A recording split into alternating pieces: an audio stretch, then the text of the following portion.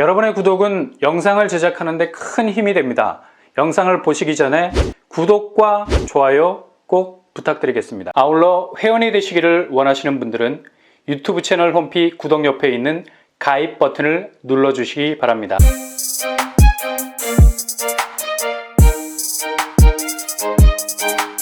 안녕하세요. 뻔뻔한 복덕방입니다. 세종자이더시티 1순위 청약이 어제 끝났습니다.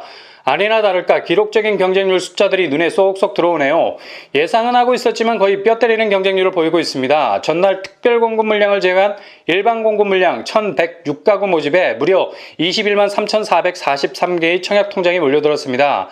작년 이맘때 10만 양병설도 아니고 10만 청약설이라는 말이 정말 썰처럼 돌아다니고 있었는데 1년이 지난 지금 10만의 2배를 찍고 있는 수치를 보이고 있죠. 이제 놀랍지도 않다. 20만이 넘는 청약 통장에 몰려든 결과 평균 경쟁률은 192.9대 1이라는 수치를 찍었습니다. 올림픽에서도 가장 높은 기록, 즉 월드 레코드인지 아닌지 촉각을 곤두세우고 보지 않습니까? 청약 경쟁률 중에 제일 높은 경쟁을 기록한 수치 궁금하지 않을 수 없죠. 바로 84제곱 P형에서 나왔습니다. 딸랑 두 가구만 모집하는 아주 협소한 물량을 보이고 있었는데요. 여기에 무려 2289명이 청약 통장을 던졌습니다. 경쟁률로 환산하면 2474대 1입니다. 평면도 보시면 왜 사람들이 발에 부스터를 달고 이곳으로 질주했는지 이유를 알 수 있죠. 일단 펜트하우스 5개 공간을 보세요. 운동장입니다. 그리고 84제곱임에도 불구하고 알파룸, 베타룸까지 거의 사기 캐릭터라고 말해도 과언이 아니죠. 그 정도로 평면이 정말 잘 빠져나왔습니다. 이번에 분양가가 합리적으로 잘 나와서 84제곱 분양가도 체감상 그리 높게 느껴지지 않았습니다. 그러니 분양가조와 평면 온도조와 여기에 청약 통장을 던지지 않을 이유가 없는 거죠. 단 두 세대, 어찌 보면 치사율에 가까운 경쟁률을 보일 수 있는 물량의 협곡입니다. 좁아도 너무 좁아서 한 사람 지나가기도 어려운 스페이스. 페르시아 왕 크세르크세스의 대군에 맞서서 장렬한 최후를 맞이할 준비를 하면서 전면전을 치렀던 스파르타의 레오니다스가 이렇게 좁디 좁은 협곡과 같은 위치를 선택했죠. 적에게 유리한 고지라는 선택권을 뺏기지 않기 위해서였습니다. 어떻게 해서든 여기서 최대한 적의 진군을 막아내고 방어할 수 있는 시간을 벌겠다는 계산이 깔려 있었던 거죠. 84제곱 P 단 두 세대여서 정말 치열한 전투가 벌어질 좁디 좁은 협곡 같은 곳이었음에도 불구하고 이렇게 많은 청약자들이 통장을 던진 이유는 아마도 당첨을 깔고 들어갔던 생각 때문이 아니라 이왕에 당첨, 낙첨을 떠나서 전국 청약이라 한번 던져보는 건데 그래도 평면이 경쟁력 있는 곳이라면 더 낫지 않겠느냐라는 생각에 사람들이 쓰나미급으로 몰려든 것 같습니다. 84제곱 P 다음으로 청약자들이 많이 몰린 곳은 바로 101제곱 B형, 물량이 383가구였습니다. 물량이 그래도 한번 해볼 만한 넘버 아닙니까? 여기에 몰린 통장 무려 6만 1592건, 경쟁률이 368.18대 1이었습니다. 평면을 보시면 아주 잘 나왔죠. 현관에 들어서면 공간이 디바이드, 양분이 될 수 있는 것을 볼 수 있습니다. 왼편으론 알파룸을 갖춘 침실 2, 3, 그리고 오른편으론 거실을 끼고 있는 드레스룸이 있는 침실 1. 상당히 평면이 멀티플하게 뽑아져 나온 걸 알 수 있죠. 아마도 평면을 검색하면서 대부분의 청약자들이 101제곱 B에 대한 호감도가 급상승했을 겁니다. 그 정도로 101제곱에서 뽑아낼 수 있는 가장 컬러풀한 특징들을 가지고 있는 평면이라 할 수 있죠. 그러니 사람들이 몰릴 수밖에. 아무리 22만 개의 통장이 몰려도 선호하는 평면에는 역시 사람들이 몰릴 수밖에 없다. 선호와 비선호 평면은 영원 불변의 호불호, 결코 변하지 않을 망고 진리일 것 같네요. 일단 청약은 당첨되면 즉각 재당첨 제한에 걸릴 수 있는 락이 존재하기 때문에 가장 선호도가 높은 곳으로 지원할 수밖에 없는 거죠. 이런 심리가 저변에 깔려 있기 때문에 기록적인 경쟁률을 찍은 곳의 평면들을 보면 그냥 아무 생각 없이 틈새만 노리고 들어간 곳은 없다는 걸 알 수 있습니다. 그 다음으로 101제곱 A 35,367건이 점수가 됐죠. 경쟁률은 395.31대 1을 기록했습니다.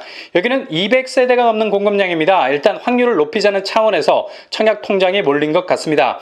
평면 역시 오픈 발코니가 있는 아주 쾌적한 구성을 하고 있고요. 101제곱은 방이 4개여야 하는데 방 1개를 알파룸으로 대체한 면이 조금 걸리기는 하는데요. 그래도 무난한 편입니다. 124제곱 A, 여기도 중대형 평수인데 방 개수를 알파룸으로 대체하고 있는 핸디캡이 있음에도 불구하고 200세대 넘는 공급 물량 때문에 청약 통장이 많이 몰린 듯합니다. 22,672건이 접수가 됐고요. 경쟁률은 322.88대 1을 기록했습니다. 일단 평형별로 공급수가 천차만별이었죠. 그래도 상대적으로 많은 가구수를 확보하고 있었던 쪽으로 청약의 쏠림세는 더 심해졌던 것 같습니다. 그런데 경쟁률은 숫자에 불과할 때가 많죠. 추첨제 물량이 많기 때문에 누가 당첨될지는 아무도 모르는 일입니다. 청약 통장이 22만 개에 가깝게 접수가 됐어도 주관적인 당첨 확률은 50대 50일 수가 있습니다. 당첨되거나 낙첨되거나. 아무튼 전국 청약이라는 특수성 때문에 많은 분들이 지원을 하신 것 같고요. 무엇보다도 서울 수도권에서 청약 통장을 상당수 가동시킨 것 같습니다. 그만큼 서울에서의 공급이 기대만큼 많이 나오지 못하고 있는 상태이기 때문에 어떻게 해서든 기회를 살려보자는 마음에서 지역 장벽이 없는 세종의 청약이 더욱 관심을 끌 수밖에 없었던 것 같습니다. 세종은 9주 연속 17개 광역시 중에서 집값 하락세를 보이고 있는 중입니다. 그러나 이걸 정말 하락장으로 보는 분들 많지 않죠. 너무도 숨가쁘게 치고 올라갔기 때문에 잠시 숨고르기에 들어갔을 가능성이 높습니다. 이를 반증이라도 하듯이 집값이 약간 주춤한 사이 땅값은 여전한 강세를 보이고 있습니다. 세종의 집값 변동률 1.79%, 전국에서 가장 높은 레벨을 찍고 있죠. 전국 평균이 1.05%인데 비하면 세종의 땅값은 용암이 흐르고 있는 화라산이라 할 수 있겠습니다. 아파트는 허공에다 짓는 것이 아니라 땅 위에다 짓는 것 아니겠습니까? 집값은 떨어지는데 땅값이 살아있다? 세종의 하락세는 당분간일 가능성 높다는 얘기죠. 아무튼 세종의 청약을 지원하신 모든 분들 당첨이라는 좋은 소식이 날아들었으면 합니다. 세종의 기록적인 청약 경쟁률, 전국 청약인이 당연한 결과 너무 부담감 갖지 마시고요. 가벼운 마음으로 결과를 기다리시기 바랍니다. 청약은 my way를 가는 거지 his way, she's way를 가는 게 아닙니다. 주변이 엄청난 경쟁률로 융단 폭격을 맞아도 흔들림 없이 내 길만 걷다 보면 도착하는 곳이 my home입니다. 꿋꿋하게 완주하시기 바랍니다. 세종자이더시티 당첨자 발표는 8월 4일, 정당 계약은 8월 16일부터 22일까지입니다. 세상의 모든 행운이 바람처럼 날아다니다 여러분의 귓가를 스치고 들어올 수 있는 놀라운 일이 일어나게 되길 바랍니다.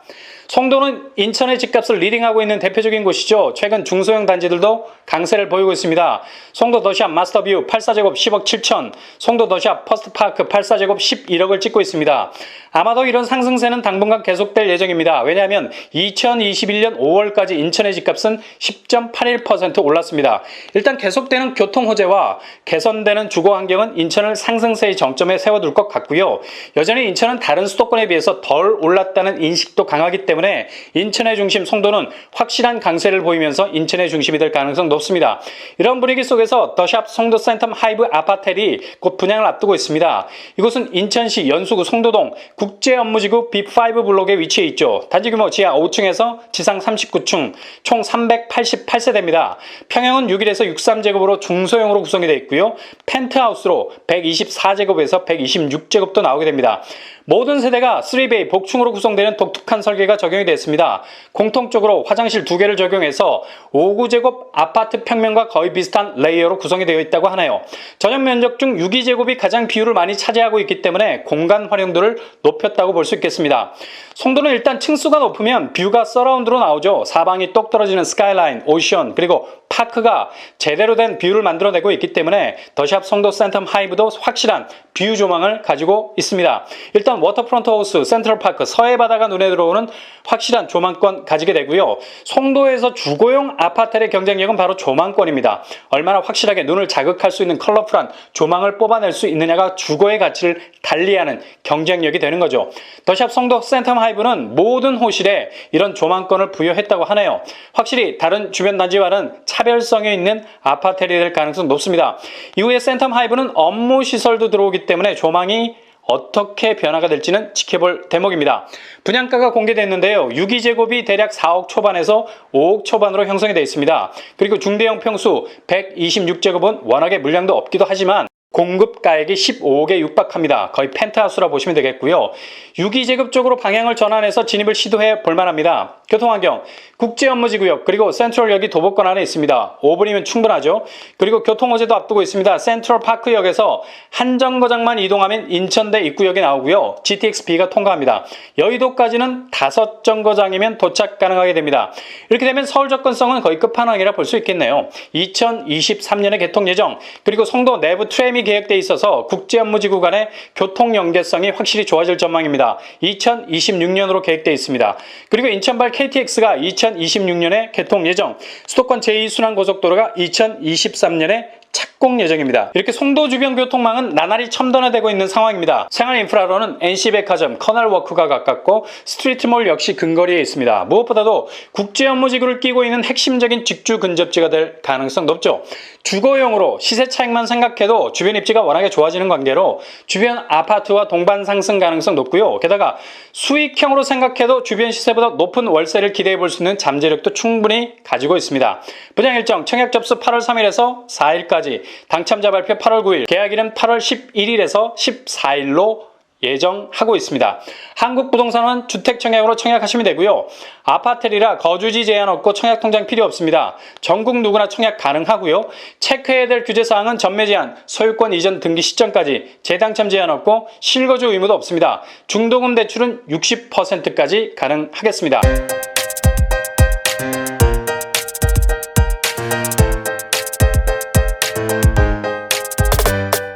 오늘의 부동산 캐릭터처 세종자이더시티 경쟁률 22만 개의 청약 통장이 몰렸다는 건 그만큼 내 집 마련에 대한 솔루션, 청약에 대한 기대가 여전히 뜨겁다는 사실을 반증해주고 있죠. 공급이 꾸준해질 수 있다면 집값은 고점에서 더 이상 머물지 않고 하산할 준비할 겁니다. 22만 개의 통장이 한 곳에 몰리는 것이 아니라 전국의 모든 공급지로 분산돼서 치열한 경쟁 없이도 내 집 마련이 가능했으면 합니다. 더샵 송도 센텀 하이브, 핫한 송도에서 나오는 아파텔이 너무 소규모이거나 입지가 모호하면 배드타운 각입니다. 그러나 송도같이 교통환경이 천지개벽하는 곳이라면 진입을 고려할 수 있는 매력있는 단지를 할 수 있겠죠. 비교적 청약 규제가 덜한 곳으로 눈을 돌리는 것도 틈새를 노릴 수 있는 전략이 될 수 있습니다. 심지어 아파트를 보유하고 있더라도 청약은 계속해서 이어갈 수 있는 장점을 10분 살릴 수 있는 곳이기도 합니다. 아무튼 여러분의 도전에 토르 같은 번개가 번쩍, 당첨이 그렇게 갑작스럽게 찾아오실 수 있기를 바랍니다. 이상으로 뻔뻔한 복덕방을 마치겠습니다. 구독과 좋아요 부탁드립니다. 감사합니다.